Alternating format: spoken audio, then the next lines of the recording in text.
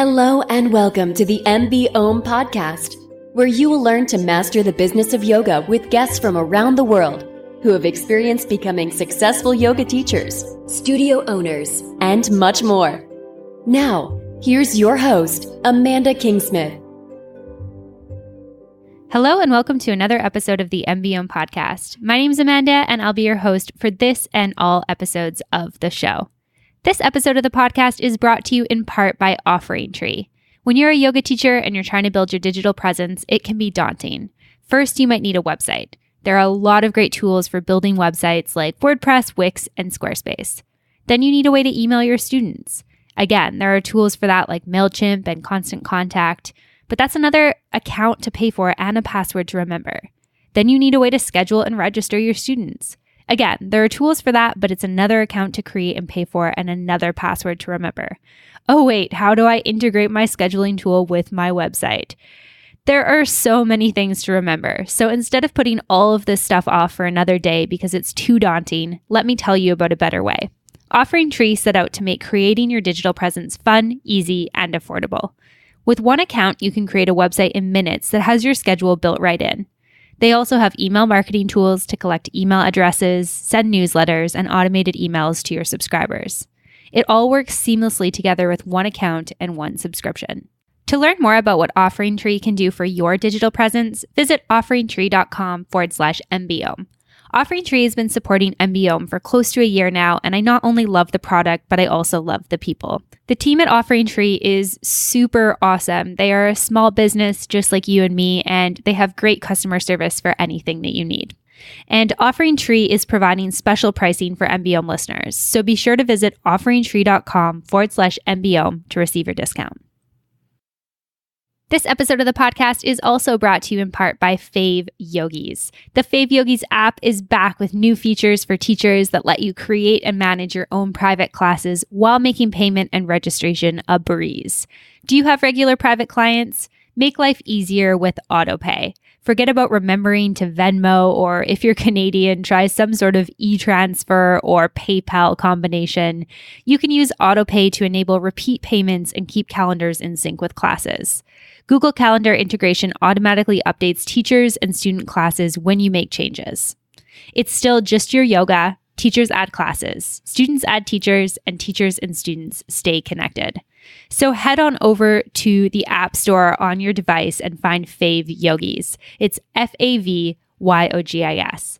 On top of that, it's totally free to download and give a try. So head on over to your App Store and find FavYogis. FavYogis. Oh, and make sure you use code MBOM and let them know that I sent you. All right, now on to today's episode of the podcast. I'm very, very excited to be joined by Stephanie Spence. Stephanie is a yogini, a yoga teacher, a traveler, and an author. And I'm sure that if you guys know me by now, you know that I was obviously super excited to connect with Stephanie, knowing all these things about her. And on this episode, we talk about her yoga journey, what inspired her to become a yoga teacher, everything having to do with her yoga career and how it's shifted over the last couple of years. We talk about her business and the things that she's learned in her business and throughout her yoga career. And we also talk about her book. Stephanie's book is called Yoga Wisdom, Warrior Tales Inspiring You On and Off the Mats. And we talk a little bit about the journey writing a book, becoming an author, what it was like to actually put thoughts into words and get them on paper and then put them out for everyone to read. We talk about the process of doing that, what it was like for her, and so much more. So I hope that you guys enjoy this conversation with Stephanie Spence. And without further ado, here she is. Stephanie, welcome to the podcast today. I'm super excited to have you here with me. I'm super excited to be here. Thank you so much for inviting me. I'm really honored. Yeah, absolutely. And so you're in Thailand right now. Tell me a little bit about what you're doing in Thailand. I'm really excited to be here. I'm celebrating my 40th year of practicing yoga by doing an around the world trip. We're doing 16 countries in 7 months. And as always, as I continue to do, I'm going to source out like great yoga teachers and studios and experiences and workshops, and also just travel for fun as well. So that is my fun. Yeah, no, I love that. And so I know you were in New Zealand and now you're in Thailand. Where else are you going on this trip? Wow, we have a really big list. We're going to a lot of Asia. We're doing some off the road things in Mongolia and Nepal and Tibet, and we're doing a safari in Africa and hiking Kilimanjaro. But then we're also doing big cities like Shanghai and Tokyo, where I think we're going to pass on Hong Kong because of the problems that are happening there. But we're going to be in Paris for New Year's and Christmas and Russia, and it's really big. So yeah, that's incredible. Thanks for letting me share. I'm very happy about it. And the cool thing as it relates to this is it just reminds me, Amanda, of what an amazing experience it is to be able to walk into any yoga studio in the world and feel at home. Our community of teachers and passionate souls inspiring you to practice just reminds me of what a wonderful world we live in. It really does. Yeah, I love that. That's really cool that you're having that experience because it's always been, I love to go to different yoga studios around the world. I also love to travel, which is why I was super curious about your travels. But I just think it's really incredible. You can go into a space where maybe you don't speak the same language or share the same culture or religion, yet you can have the same practice and everyone's there just sharing in the yoga. Exactly. And depending on where you're at, even if they don't go to Sanskrit, which, is wonderful, and that's kind of our unifying language, there's the language of just the yummy yoga teachers who welcome you and make you feel at home and care passionately and deeply about your experience. I think it's the unifying thing that we all share, and the people that show up are very curious and engaged, and teachers do everything in their power to make sure that you leave wanting to come back. They care so deeply about that you make yoga a part of your life, not just, a class that you're going to come once, like spinning or kickboxing or something that it's a whole different vibe. And I love that. It's a community. Yeah, absolutely. I love that as well. And so on that note, you're celebrating 40 years of practicing yoga. Can we back up to way back then? And can you tell me how you first got into yoga? I love talking about that because we all start somewhere, right? And for a lot of people, I had a similar experience. My entry point was pain. I was a 19-year-old person suffering with chronic back pain. But pain, I've found over the years, has actually been my greatest teacher. Not only physical, but emotional and spiritual. So I was, at the time, back in the day, they were just doctors were giving me like a lot of drugs to deal with my quote unquote back pain, scoliosis. And I was working out with a trainer who was the trainer for the then heavyweight champion of the world, Evander Holyfield, boxing. And he said to me, "Steph, what's your plan? You can't take drugs forever." I'm like, really? I mean, as a young kid, here's a medical professional handing me things like Darvon and Valium and saying, here, just take these. Well, I had grown up in a very poor family, and wellness and holistic approaches were intrinsic in my life at the time because we didn't have the money to go to a doctor. So I was very accustomed to the idea of trying what's now known as integrative or holistic wellness medicines. And he said to me, "Look, why don't you try yoga instead of taking these pills?" And I was like, "Yoga? Oh, okay, I'll go to that." Well, it was Houston, Texas. And at the time, this is the early 70s, nobody was doing yoga. But I walk into the studio and it's in the middle of the university. The name of the university is Rice. But in my class, it was just this very small room.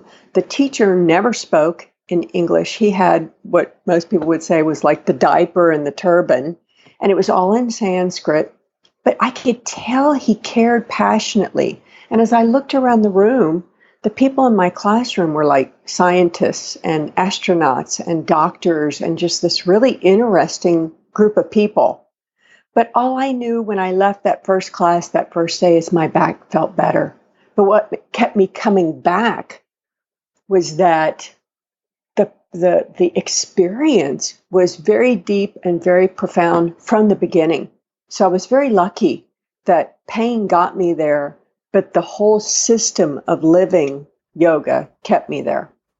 Amazing. I love that. And what an interesting experience to have pain where, doctors are just like giving you medication and then somebody's like, hey, you can't just do this forever. Like that's not how you're going to heal.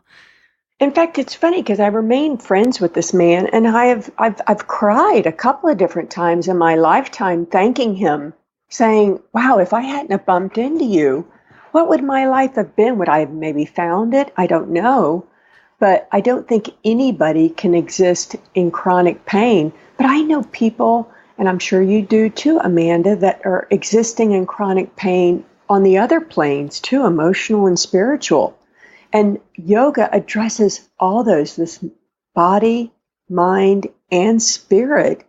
If people are suffering, this is a tool that works. It works for a lot of people. So I think that the idea that, when I would read in self-help books when I was younger and suffering about this idea that, there's a gift and, this horrible experience.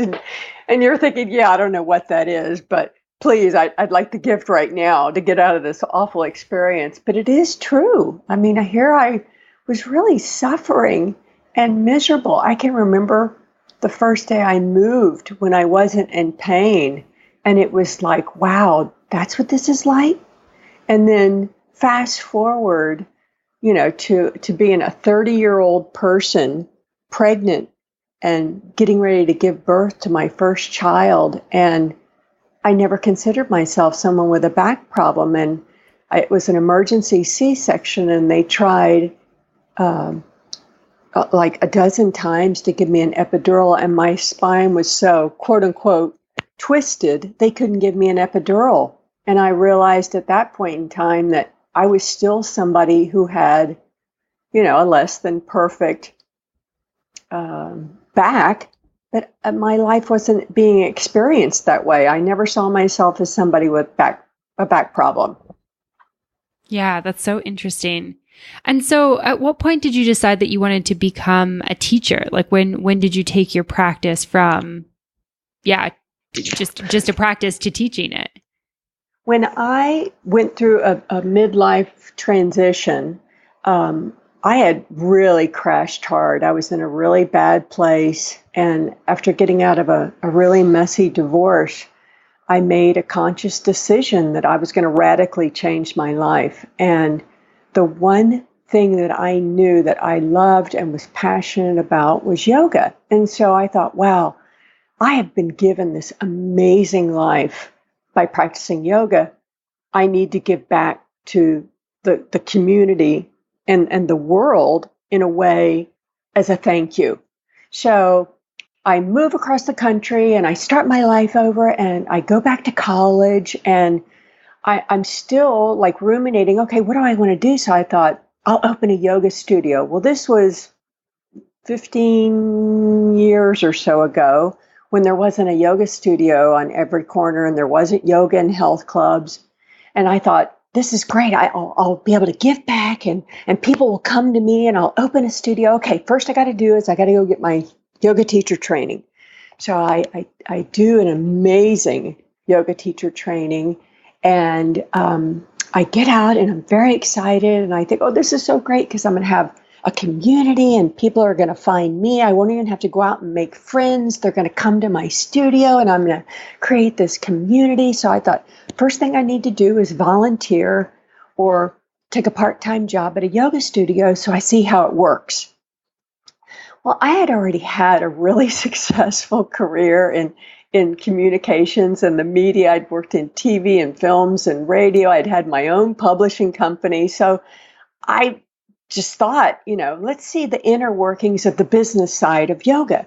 So I take a part-time job at a yoga studio now I'm living in Scottsdale, Arizona. And it was awful, Amanda. The experience was awful. The people that were running the studio, which is so not yoga, had less than what I would call the integrity of yoga, which is so not yoga. They weren't paying the teachers. It was just this weird energy and this weird vibe of, this is a business and we're going to show you yoga poses, but it really wasn't yoga. But it really turned me off to the idea of having a studio because it was long hours, no money, a huge amount of time. Like in America, it was just the beginning of being open from 6 a.m. to 10 p.m. You have really a lot of shifts of people. There's tons of people coming in and out of that type of studio environment. And I found, especially the more yoga teachers that I was meeting and the friends that I was making, that to become a big brand, to become a big yoga income producer, you needed to have other stuff, products, videos. At the time, it was just becoming vogue to teach at workshops and festivals, but there wasn't the internet, there wasn't social media, there wasn't any of those things. But those long hours that what we now know as the big yoga rock stars started by people putting in a lot of hours and a lot of physical time building a studio into something that people crave so much that they supported. And that wasn't my experience with these people. So I thought, well, okay, what am I going to do? I mean, that's not my path. I knew I didn't want to be, to lose that love and passion that I had for something that had given me such a great life. Does that make sense? Yeah, absolutely. And so what did you decide to do next? Well, the first thing I did since I had gone back to school is one of the teachers that I had gone, because I'm now 50 years old, and I'd gone back and gotten my college degree just to get the piece of paper. And even though I had had a successful career, I had always felt like a failure because I didn't have a college degree. So in school, one of my professors said to me, look, Steph, if you've been a writer your whole life, you've got to have a blog.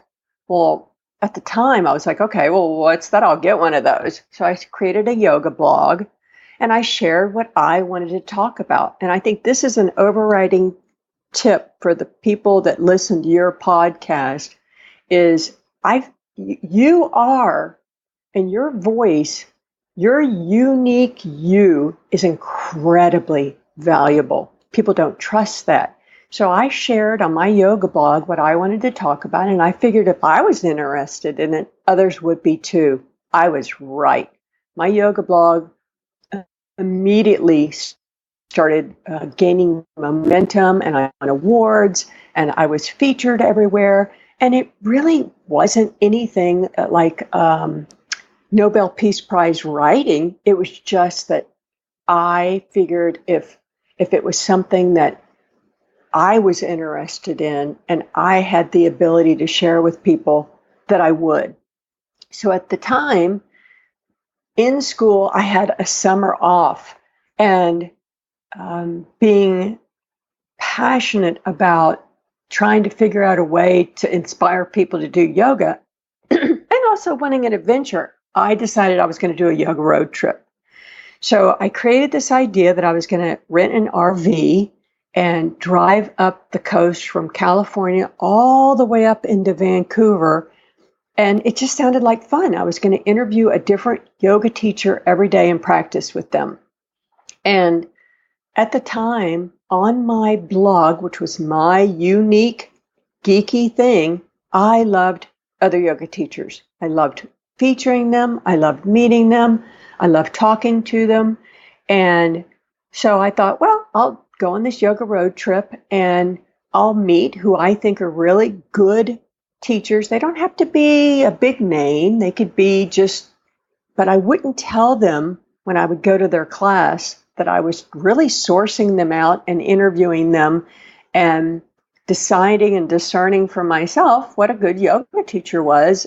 So not only with the background of a yoga teacher training and many years of practicing, I really was good at sourcing out who the good ones were. And I had my own set of criteria that determined that. Not only was it a certified teacher, but it was someone who could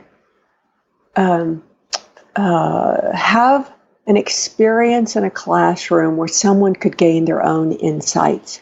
So I'm on this yoga road trip, and I very quickly realized that my dharma, my deep soul purpose, was to educate and inspire people to do yoga. So I kind of went to like this next level of understanding like my place on the planet. And it felt so vibrant and empowering. I had this like energy and this light that was just almost hard to contain. And as I'm on this road trip and meeting with these deeply passionate, real, authentic, raw, intimate people would tell me these most amazing stories. I thought, oh my God, I have to make a book out of this. I have to make a book. And social media at the time was very, very new. So what I would do is I would stage interactions with people. On my blog, YouTube made it very, very easy for me to make it a vlog, which is basically a video blog. Mm-hmm. So I'm video interviewing these people. I'm stopping people like along the way and saying, hey, can you say on camera that you've met the yoga road trip girl? And so I'm like creating like my own little like PR engine and my own little like brand building experience, because I am high as a kite from stepping into my dharma. So I have all this energy, I have all this excitement, I have all this passion. And at the time, nobody was glamping. Nobody was RVing on Instagram. It was all brand new. But it really was me, Amanda, just trying to do the right thing and help somebody else experience yoga in the way that I had. So I think a big key for other teachers who are trying to figure out how can I make money doing yoga, how can I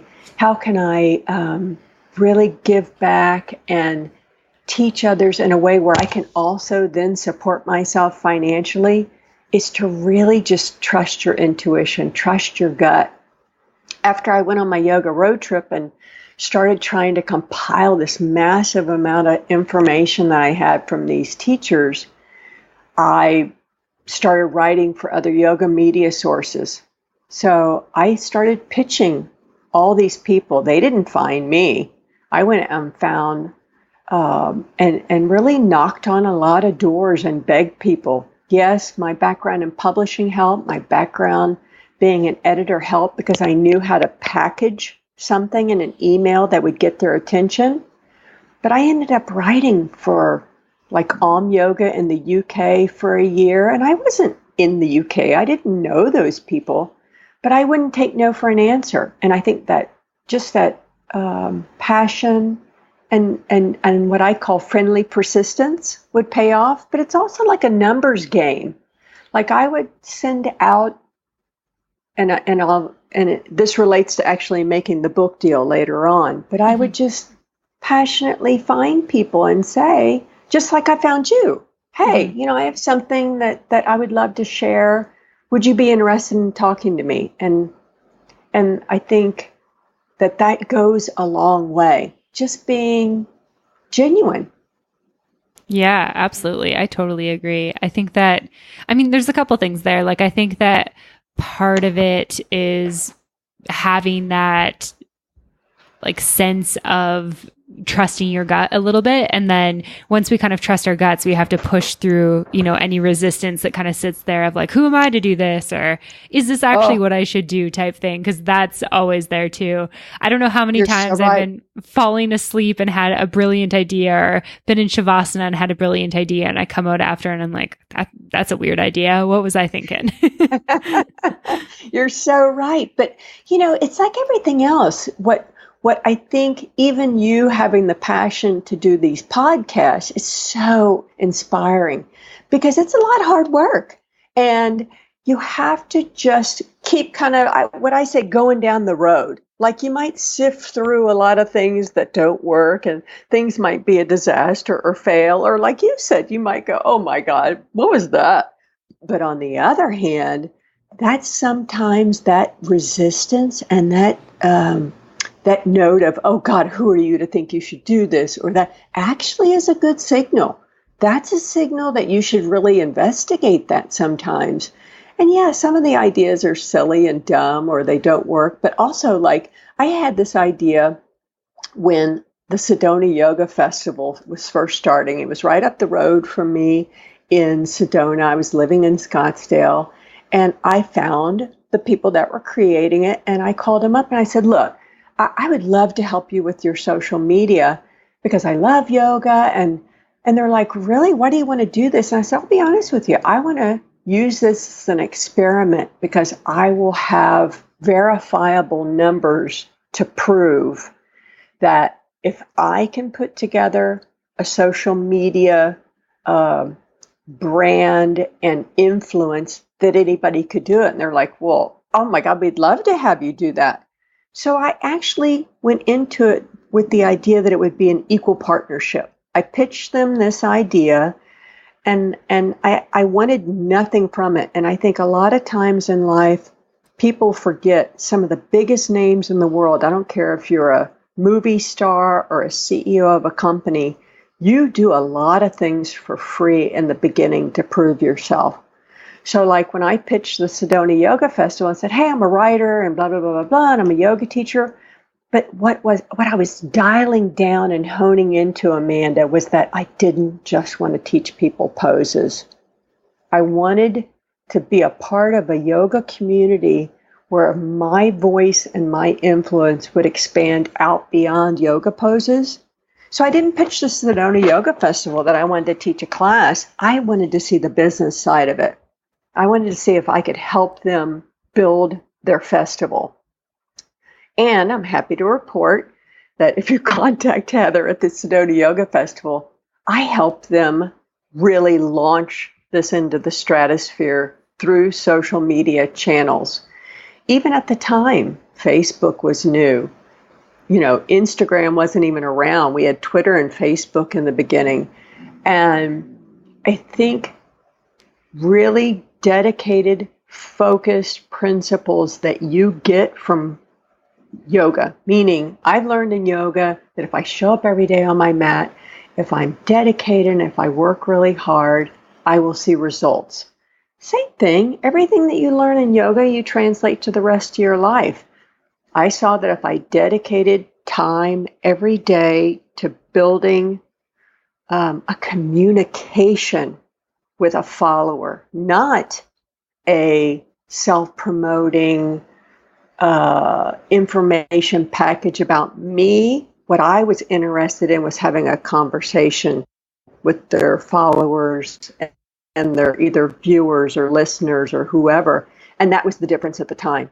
In the beginning with social media, it was all new. And people didn't get it when they would just post a picture about themselves or here's my classes. What you really wanted to develop was relationships. And here you had a tool to do that exponentially with a huge number of people. But yet the reality was people still want an intimate experience. Just like when you go to a class, you want that intimate experience with a teacher. The teacher is there to answer your questions and help you. So all this online platform does is help you reach more people. So all those things then were building to this idea, all the things that I had been learning since I decided to try and make a career out of yoga, I'll be honest with you, I didn't even think like big career. I was just thinking of like the next step. So as I had this book that I was trying to create, and here I'm using these numbers to prove I could use social media. Thank God that helped me with then the idea of finding a literary agent first and then a publisher. Because without a platform or a brand, neither of those people will speak to you. Right. Like kind of more, like were they more interested in blog readership numbers where you'd post a blog, social media, all this stuff? Very much.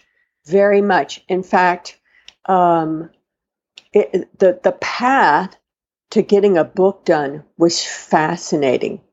And I would love to talk about that if you want to. Yeah. I'm really curious to hear what that was like for you. Hey yogis, we're just taking a quick little break from the podcast to talk about Punchpass. Punchpass is everything you need and nothing you don't at a price you can afford. Their software is simple yet powerful, efficient and easy to use. The team at Punchpass knows what it's like to run a small business like yours because they are a small business too. Punchpass understands your challenges and they take pride in delivering great service. When you're with Punchpass, you're not alone. They lift you up and support the connections you have with your client community. They listen, they care, and they're here to support you. So if you're looking for support from easy-to-use software with great people behind it, visit punchpass.com/MBOM to try Punchpass free for 2 weeks. I am super excited to be paired with Punchpass because I think that there's a lot of softwares out there, and sometimes it's really hard to choose what's right. And for me as a small business, I'm looking for something that understands my needs as a small business. And that's exactly what Punchpass does. They have great pricing options, they have great people, and overall, they're just a really great option if you're a yoga teacher or a small business looking for a great software. So once again, head on over to punchpass.com/MBOM to try Punchpass free for 2 weeks. All right, now back to the podcast episode. Well, the first thing is what people don't know about getting a book published. Or really, if let's say you're going to package yourself somehow, you're a business. So this idea that a book is a business, I think is your first mind shift. So the first thing you have to do is make a proposal. And there are, like if you Google, how do I make a book proposal? You'll get a lot of different things. But this actually took me 6 months. To make a book proposal is like when you're getting a master's degree and you have to put together a thesis. It's the same thing. So once you've then got a book proposal, which really was hard, but if I could do it, anybody can. And there's actually even people out there, if you want to pay them, who will help you put together a book proposal. The next step is I created an Excel spreadsheet and I started the very long process of identifying, pitching, and hoping to hear back from a literary agent. So this took me a year, thousands of hours. Yeah. So I had always heard it was about rejection. Oh, you're going to get the rejection list. That wasn't my challenge. The good news is that you have the internet. Like, think about it. Back in the day, you would have had to have gone to New York City, tried to find somebody that knew it sounds like there's this weird world of this glass wall that you can't penetrate. No, you have the internet. So what you have to do is first find out. It's a slow process, but it's doable. You find someone who reps your genre. Meaning, if I am going to write a sci-fi book, why am I talking to somebody who reps cookbooks? You have to identify a publisher who fits you. For instance, there's some publishers who really focus on fiction or young readers or political books. No, I was looking for somebody who was interested in spirituality, self-help. So as you are finding out what kind of book you want to write, you have to first do that. So then you Google literary agents who want books in yoga. Go to their website. Next, you have to then sift through their list of agents who have in their bios what they're looking for. And then you send them a very compelling pitch letter. So that's a key. Compelling is the word. It's your sales tool. You have to come up with a very short, people are busy, simple pitch letter. You attach your proposal, which is critical. That's your business plan. And then behind everything, you better have a great piece of work to pitch them. Now, right. I say all of these scary things that really are the thing that keeps people from doing it. It's hard work, but it's so doable. Don't let this discourage you. It's a process. It's an ever-changing publishing landscape. So I can't tell you what your journey will be like. And you know what, Amanda, who cares if 10 years from now you're still trying? It took me 10 years to do my book. But I'm so even proud of the fact that my book was identified and won a literary award, the Nautilus Book Award. It recognizes books that promote spiritual growth, conscious living, positive social change. I'm so overwhelmed with gratitude. I'm so honored to say that all that hard work paid off. But even if your book never gets published or you want to self-publish, you could still do a blog. You could still share your words. So you have to first say to yourself, what do I really want? Some people want to be a celebrity. Let's be honest. Some people want to be on Oprah.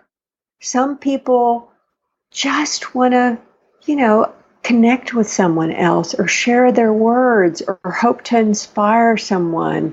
My goal, based on what I experienced on this yoga road trip, is I deeply wanted to stay in my dharma, which was to educate and inspire. Beyond that, I didn't know what was going to happen.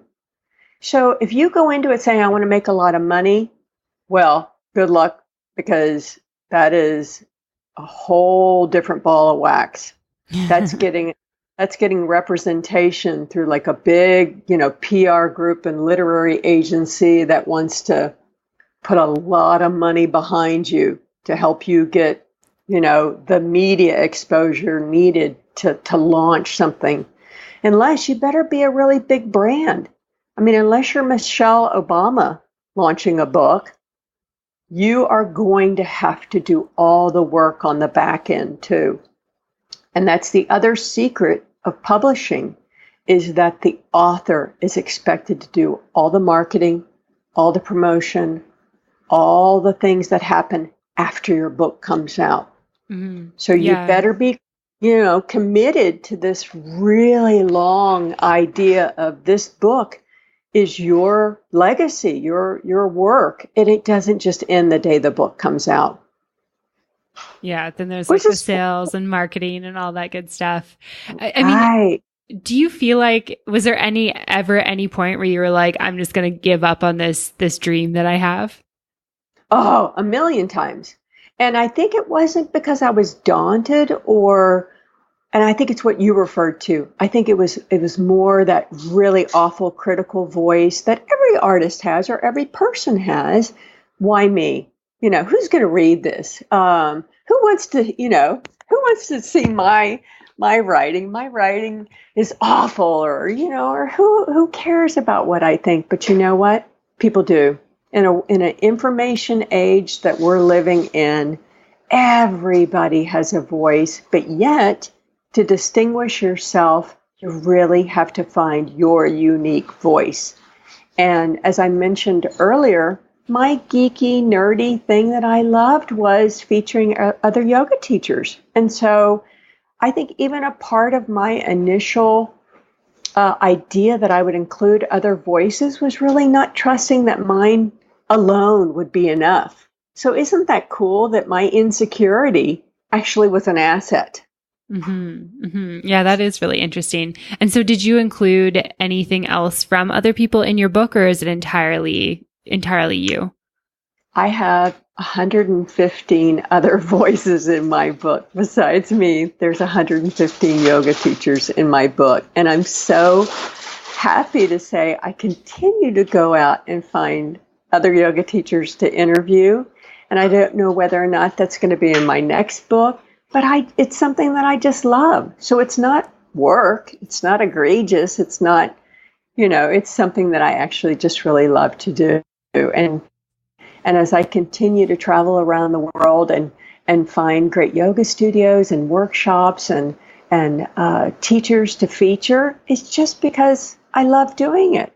Mm-hmm. So I know I have other books in me. That's another secret of publishing, is that when they buy into you, they're buying into multiple book ideas. So when you pitch someone, if you want to have a yoga book or a book, you need to also come to the table with the idea of maybe 3 to 6 other books that you have in your wheelhouse already. Wow. So you pitched a couple ideas right out of the gate.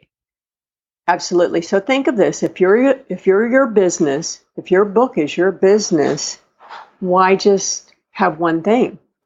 You need to be an entity that they want to work with long term. If not, then they're just really a print house. Right. If not, you could self-publish and try and go that route. People have asked, what's the differences? What do you think? You know what? I think everybody's experience is different. Like, I think about the guy that wrote the book called The Martian that became a movie. I mean, he put that out for free on a blog first. Yeah. So there is no right or wrong path. There is no, perfect way to do it. They're all different. And I think that's part of the scary part. There is no rule book of how it's going to work. Yeah, absolutely. And so once you got your book out, you mentioned doing the marketing. What was it like to actually sell your book? Like, what sort of things did you do to get people actually reading? Oh, that's a great question. In fact, that's really, and I'm very honest about this, that's been really hard for me. I was shocked to find out how hard it is to get people to put a review on Amazon. Mm-hmm. I had no idea how powerful that was too. So I think once you pull back the curtain, like my favorite movie is Wizard of Oz. Once you know who the wizard is, and once you see the wizard, you can't go back, right? But you also get a deep understanding of the complexities of how hard these writers work. It's not, I'm not Kim Kardashian coming out with a book. I'm a girl who rented an RV and got in a truck and loves yoga, and you know what I mean? But that's also should be a way to tell anybody that if I can do it, you could do it too, because my book has been a huge success. I came out of the gates being a #1 new release on Amazon, and I think it was truly just because I cared, and I deeply and passionately tried to, tell as many people and use my social media. But I wasn't some big brand. I wasn't some big name. Yes, I had good numbers, but the numbers now that people have with hundreds of thousands or millions of followers, I didn't have that. I still don't have that.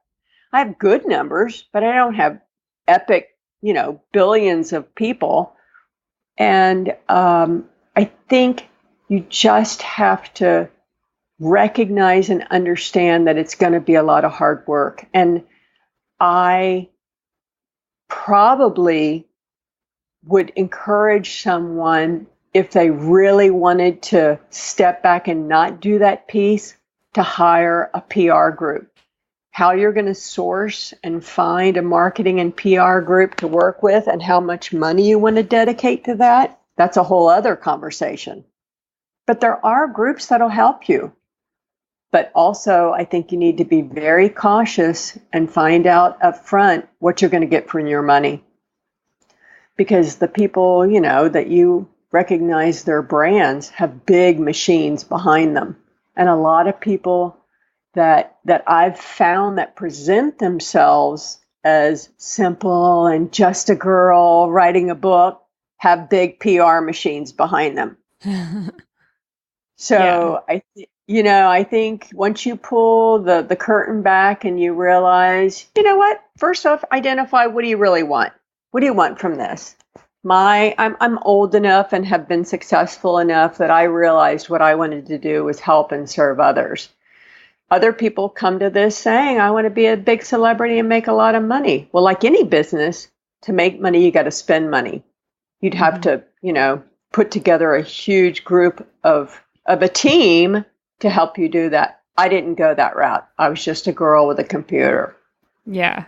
No, I love that though. It's cool to hear that you were successful doing that. Yeah. And I think too, it was trusting that I didn't want to do a yoga studio. So people, have said, well, how do I make money as a yoga teacher? Oh my God, I'm working so many hours. I think you just got to kind of go down that road, but also sift through and get rid of things quickly. Like, I'm really grateful that I bumped into that yoga studio and realized I didn't want to do that. I could have skipped that part, opened a studio, struggled hard, and lost interest or somehow diminished my passion. Because, you read in all these business books and self-help books about, make what you love your business. And I thought, I don't want to ruin my love for yoga by commodifying it somehow and trying to make money. That was a weird mind leap for me in the beginning, because I had grown up back in the day where it was donation only with a guru. It wasn't these big, long contracts of signing into a studio like I just saw in Singapore at Yoga Pure. Oh my God, it was like, they tried to upsell me to buy a package of 6 months. They almost didn't let me do a drop-in. Wow. So I think the business of yoga is real, but I also think we should make a lot of money if we want to. I think there's nothing wrong. I think there's nothing wrong with having a big ego or making money, because that you could turn around and then go out and help more people and serve more people with all that money. I look at Oprah. I mean, what Oprah has done with her power and her money, I think is amazing. Mm-hmm. And I was fortunate to interview Oprah back in the day when I had my own publishing business. And I saw that you can come from a place of genuine love and concern for other people, but yet make a lot of money and do a lot of really good things with that. So I'm all for yoga teachers making a ton of money. In fact, it's been interesting when you consider other things like Pilates charge a lot, personal trainers charge a lot. How come yoga teachers aren't charging that much per hour? And I just find the whole business side of yoga fascinating. And for me personally, I realized pretty quickly I didn't want to just teach people poses. And I also realized at what I was being offered per hour could not really support paying the rent in California. Mm-hmm. I mean, you've got to figure out a way for yourself, and it'll happen, to go out and support yourself if that's what you want to do. If not, then it's just a hobby or a second career or a lifestyle.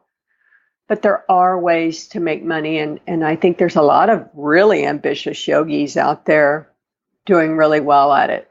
Yeah, absolutely. I love that you bring that up. And I think that this has been one of the things that's fascinated me the most with the yoga industry and specifically with the business side of yoga. But I think that for a lot of us, our biggest work when it comes to making money is being okay with the idea of making money. Because if we're not okay with accepting money, like money's probably not going to flow into our lives or into our businesses. Like if you can't be okay with charging somebody for your services, then you're not going to get paid.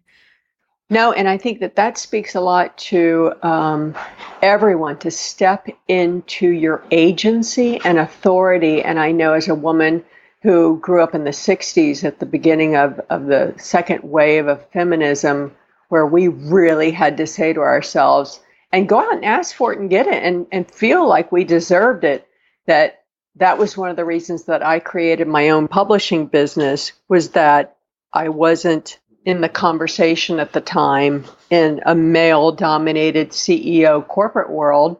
And I just decided, I'm going to do my own thing. And I did well at it.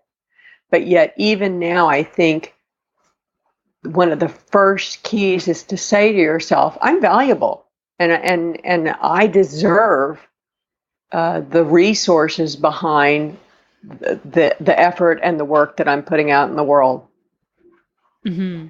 Yeah, no, I love that. I think that, recognizing that you're worthy of getting paid, of making money, of doing the things that you're doing is huge. We have to recognize that within ourselves, because how is somebody else going to recognize that you're worthy if you don't believe that? Absolutely. Absolutely. I think that's critical. And I think your podcast is really helping with that conversation. Oh, thank you. I appreciate that. It's hopefully it's kind of the goal is like, if I can inspire one more person to make sure that they get paid or to believe in themselves or just to be able to do what they love doing, then I feel like I've accomplished what I've set out to do. Well, I think you're doing a great job of that. Thank you. I really appreciate that. And so you've kind of mentioned a couple of these things already, but I'm curious if you can talk a little bit about some of the other like big business lessons that you've learned through your career. I think that is really an overarching thing. I think, at the lowest point in my life, I realized that it was all up to me and me only to design a life that was not only good, but incredible. It was a clear choice. And with that, it became, trusting that my unique thing in business, my agency and my voice and my value, my uniqueness was my greatest asset, whatever that is. And I think that is the biggest business lessons I've learned, because a couple of things over the years I had to get around. Like, for instance, being a part of the Me Too generation. I remember back in the day, especially in Houston, Texas, putting up with horrible work experiences in a male-dominated world.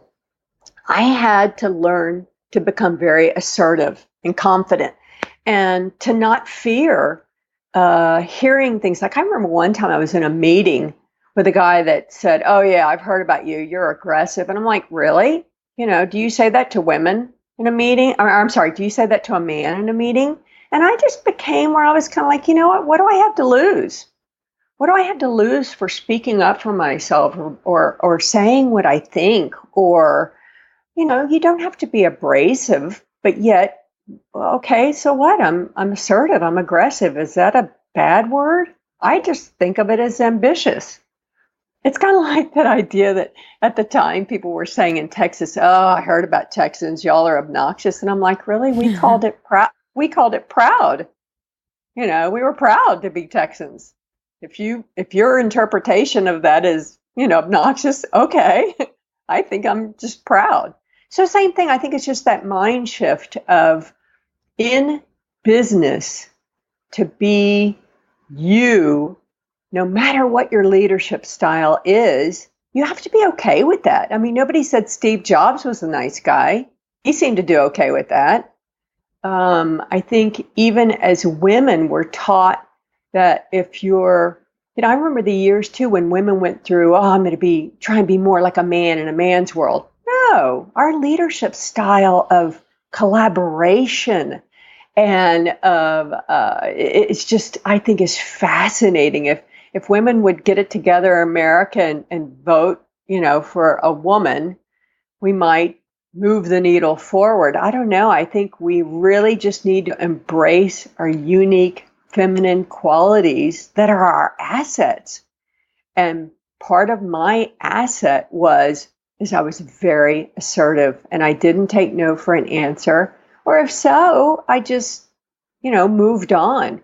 I mean, I have no problem at all asking for what I want and need. And that also translates to other areas of my life. But I don't know about you, Amanda, but I learned all that from yoga. Mm-hmm. I learned in yoga, to stand up for myself and face challenges and be fearless. Sure, it's not every day. I mean, I like everybody have days where I'm terrified, or I don't like rejection, or I don't like, someone, but I certainly also use aspects of my character. I always say I've had the biggest ego and the most insecure body all in the same space. You can hold multiple emotions at once. So on a day that I'm feeling less than ambitious, I take the day off, or I go and have fun, or I'm kind to myself. On a day I'm feeling super outrageous, I make one extra call.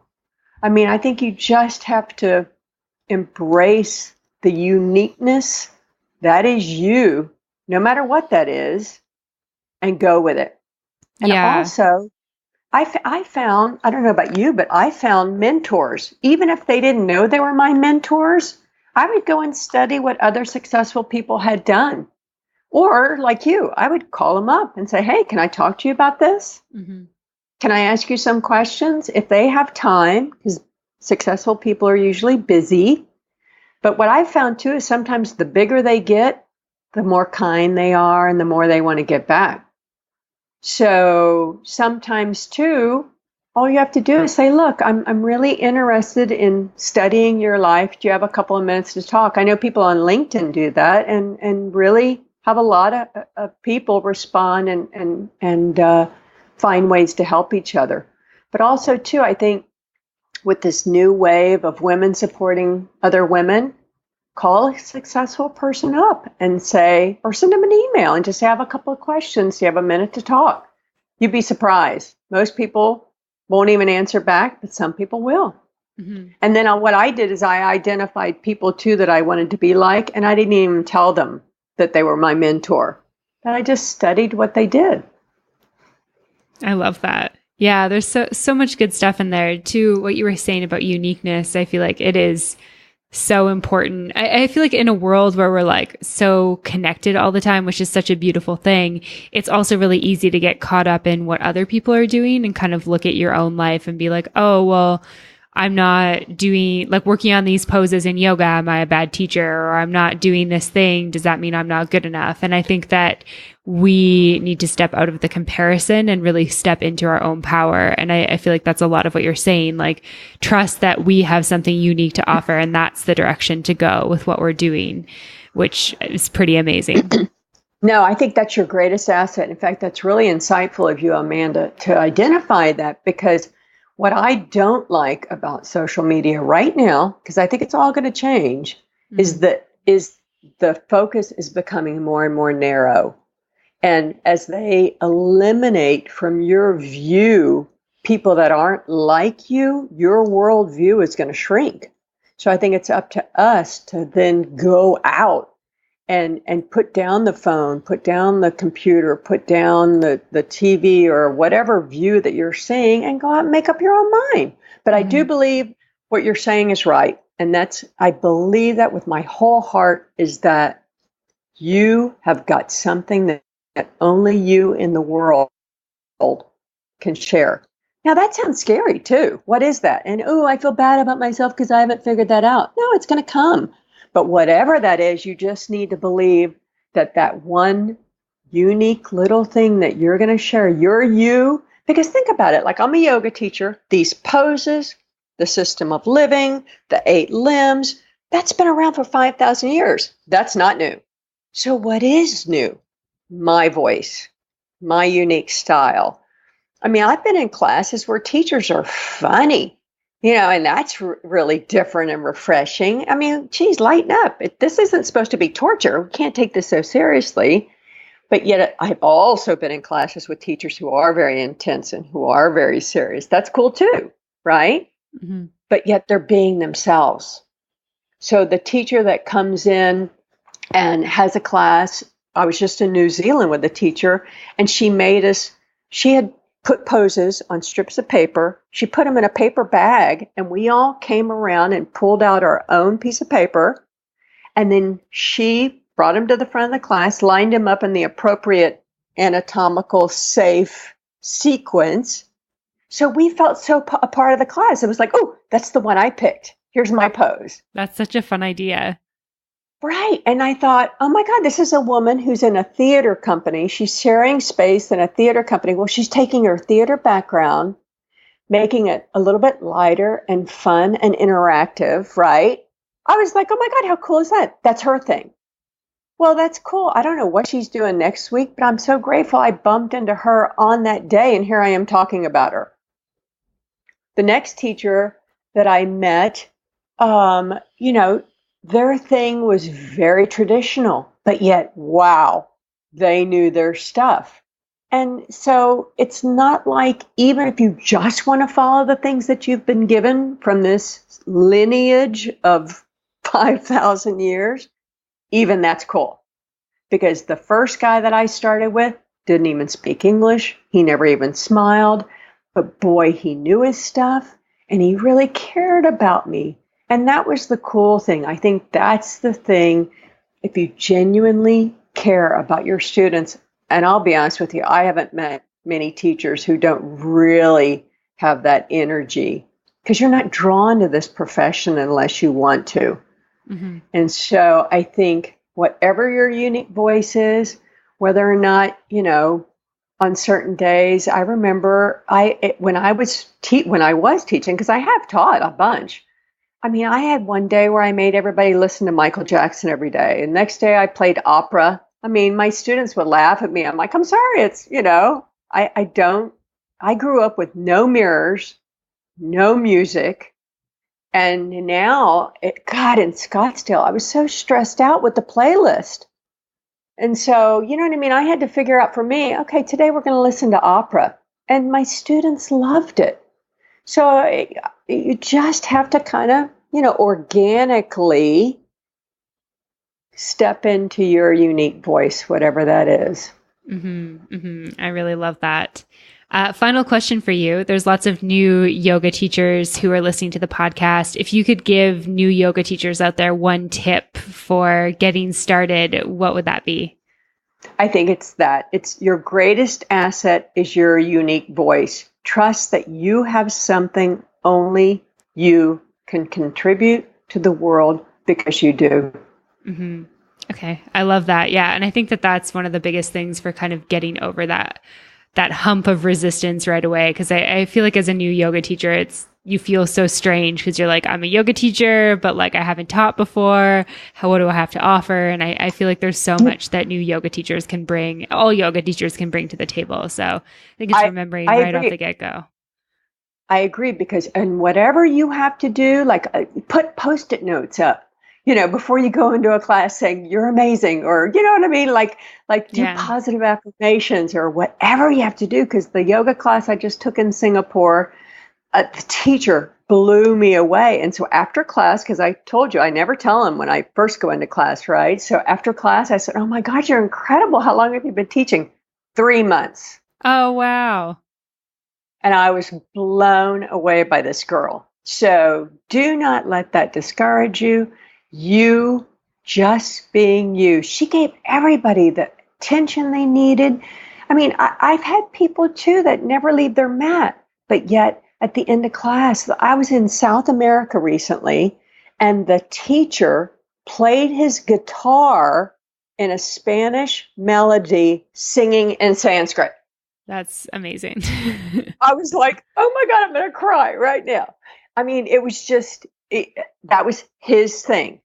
Guitar in a Spanish melodic tone, singing in Sanskrit. The closing, anyway, just trust. Be you, bring in a journal, have them stop and write, what they feel in poses.